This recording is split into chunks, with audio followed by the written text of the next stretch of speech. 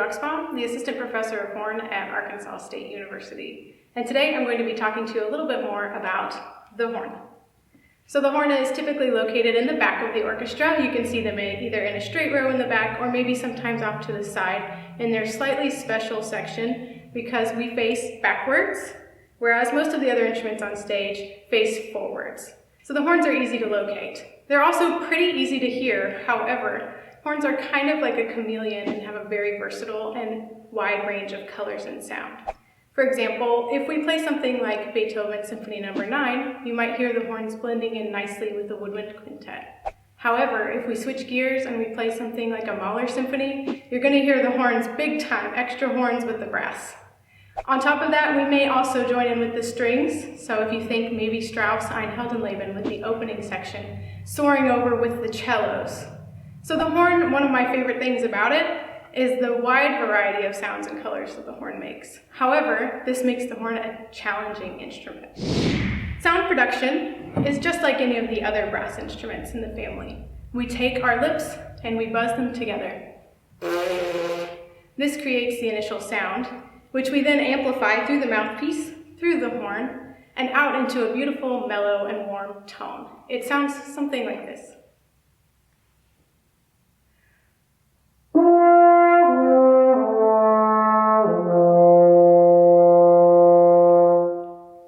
So the warm and mellow sound of the horn is suited really well to being a mid-voice. And by that I mean the trumpets are the high voice of the brass family. Then we have the horns, followed by the trombones, and finally the tuba as the lowest voice. However, you can think of us like the alto range in the mix of a choir maybe, always singing in the middle, but we can play high above the treble clef staff, just like a trumpet, and low into the bass clef staff, just like a trombone. It's one of the challenging aspects of the horn to encompass such a large register, with, surprisingly, the smallest mouthpiece of the brass family. So one thing that horn players have to do extra carefully is form their embouchures. We have a large range, we have a large variety of colors, and we have a small mouthpiece and a delicate instrument. Our embouchure is a little different than the other brass. We tend to play very puckered forward into the mouthpiece, think of the lips, trying to get as much vibration in as possible. But if we pucker forward too much, you actually won't have any control of that big register I was just talking about. And so we have to hold on outside with firm corners. I kind of like to think of this like riding a bicycle, where you have your hands on the handlebars steering you securely, while in the middle you have the tire spinning continuously forward. That's kind of like your lips vibrating, while your corners guide you up and down. So horn players typically will spend a lot of time building their embouchures and getting good at playing their instrument, maybe more so than some of the other brass players. There are many horn player jokes out there about horns missing notes, the famous cracks or clams, as some people call them. But I think the horn embodies a genuine sense of bravery and heroicism because it takes a lot of guts to play it, and it takes a lot of guts to project out over the orchestra the way that composers have written for the horn. So that's one of the things that I love most about the horn itself. If we look back at the other brass instruments, we can also see some other similarities between the horn and the brass family. One of them being that all brass instruments are generally made of tubing. We have three parts. We have a mouthpiece, we have a varied length of tubing, long or short, and then we have a bell. That's all any brass instrument ever is. When we do that, we create an acoustic phenomenon called the Harmonic Series. And all I mean by the Harmonic Series is the order that the notes will exist on the instrument. It sounds something like this.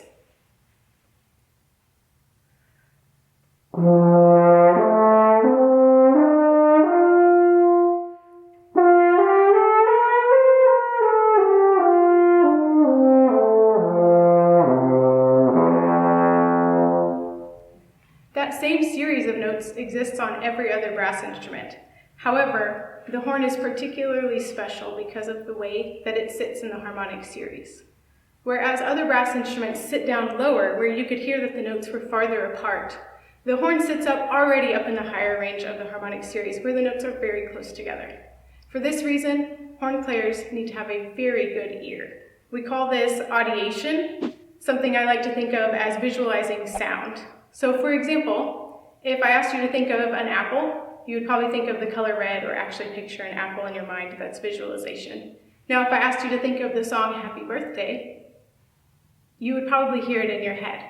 That's what audiation is.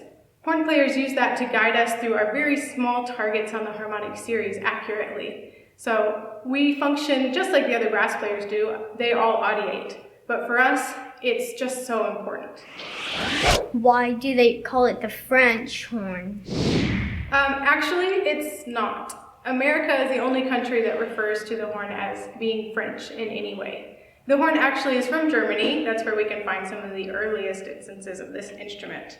The name French is kind of a fun story where no one knows where it came from. Likely because the jazz instruments in America were called horns, and that embodied saxophones and trumpets and all the other jazz instruments.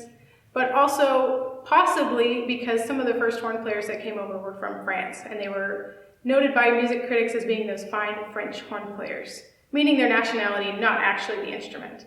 So most horn players just refer to it as what it is, the horn. Why is your right hand in the instrument? It's kind of one of the unique things about playing the horn that we use our left hand for the valves and our right hand goes mysteriously into the bell. This comes from the natural horn, which actually didn't have any tubing or valves at all. And horn players learned that to get some extra notes outside of that harmonic series that I talked about before, we could manipulate the pitch with our hands. It creates a sound like this. So we can get extra notes outside of the harmonic series. We can also get some fun effects like this.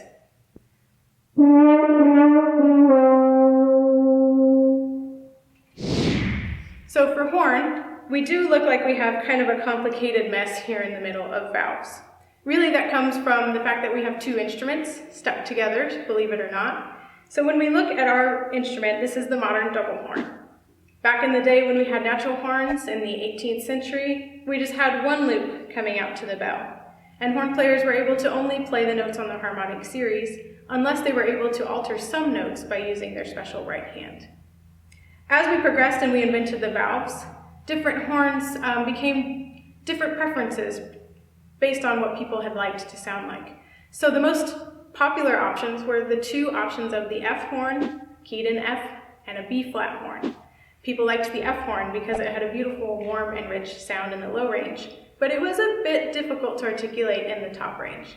And people loved the B flat horn because it sounded crystal clear and gorgeous on the high notes. So the idea came when we added the valves to give us both of best worlds. They stuck the F horn with the B flat horn, and that's how we have the modern double horn. You'll see the F horn has the bigger tubing on the front, whereas the shorter tubing on the back is actually our B flat instrument.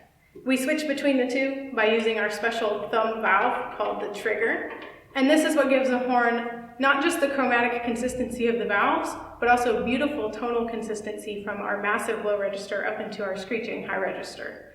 It's one of those things that's fun to play on the instrument, but it does require mastering two sets of fingerings. So horn has changed a lot from the days of the natural horn with no valves to the horn that we see today. Most commonly, you will see the horn actually in the theater. John Williams, famous movie composer, writes amazing horn lines, and that's where the horn has taken the heroic days of Beethoven and moved on to the heroic days that we know today.